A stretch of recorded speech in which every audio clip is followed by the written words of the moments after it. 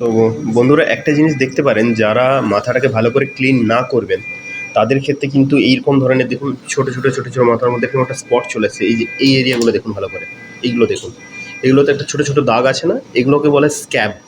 অর্থাৎ ভালো করে যদি মাথা ক্লিন না করেন তাহলে কিন্তু এই স্ক্যাব জমে যেতে পারে, আর এই স্ক্যাব জমে গেলে কিন্তু স্ক্যাব উঠানোর যে প্রসেসটা এটা কিন্তু খুব পেনফুল।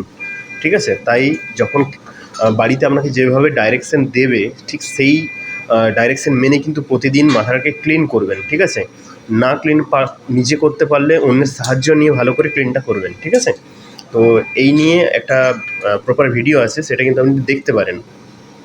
আমার চ্যানেলটা ভালো করে ফলো করবেন, তাতে কিন্তু আমি বিস্তারিত এইসব ভিডিও আমি আপডেট করব, যাতে করে আপনারা এই বিষয়গুলো জানতে পারেন। এই ছোটো ছোটো যে ভুলগুলো, এই ছোটো ছোটো ভুলগুলো করলে কি হয়, আপনার স্ক্যাল্প রিকভারিটা হতে অনেক টাইম লাগে, অর্থাৎ ডোনার এরিয়ার যে রিকভারি রেট ওটা কিন্তু একটু স্লো হয়ে যায়।